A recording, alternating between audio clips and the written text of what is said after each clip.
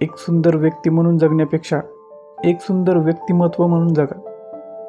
कारण शरीराची सुंदरता कधी ना कधी संपते, पण सुंदर व्यक्तिमत्व मात्र सदैव जिवंत राहते.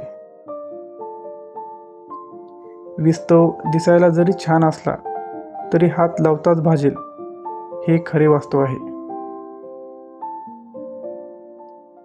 संकटाच्या वेळी मदत मागाल तर विचार करून मागा.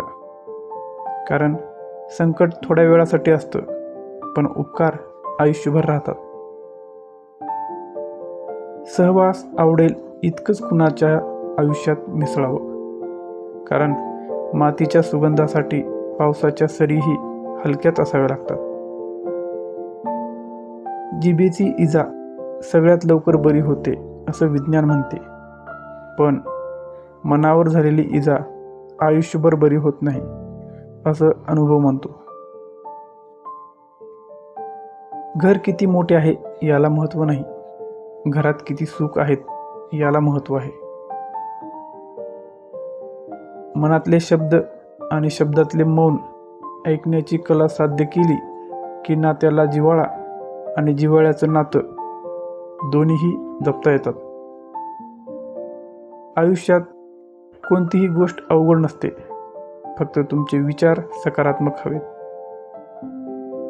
स्वप्न अशी पहा की डोळ्यांच्या पापण्यांनी देखील विचार केला पाहिजे, मिटू की नको. जेवढं शक्य आहे तेवढं शांत राहणं केव्हाही चांगलं असतं. कारण माणसाकडून सर्वात जास्त पाप जिभेकडूनच होतात. जे जिद्दी आणि ध्येयवादी असतात ते अपयशाला काय, जगाला हरवण्याची ताकद ठेवतात. कौतुक बऱ्याचदा लांबच्या व्यक्तीकडूनच होतं, कारण जवळच्यांचा सगळा वेळ शंका घेण्यात आणि नाव ठेवण्यातच जातो. वाईट वेळ ही कधी कधी मजेदार असते.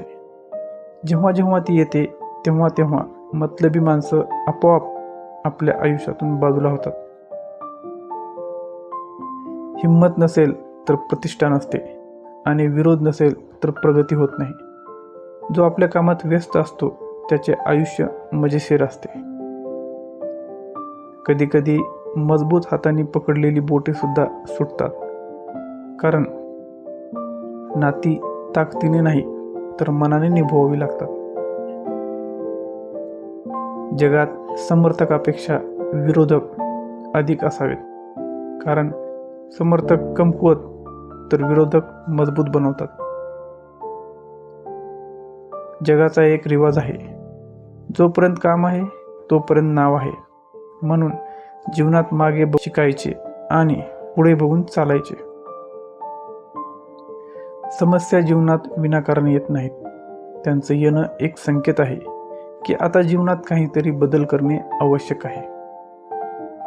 पाहण्याची नजर प्रामाणिक असेल तर नजरेला दिसणारी प्रत्येक गोष्ट सुंदर असते. तलाव एकच असतो, परंतु त्यातून हंस मोती मिळवतो आणि बगळा मासे. सृष्टी एकच आहे, पण त्यातून तुम्ही काय निवडता हे महत्त्वाचे आहे. तत्वज्ञानाने आयुष्य जगता येत नाही, त्यासाठी व्यावहारिक आयुष्यातील झटके आणि चटके खावेच लागतात.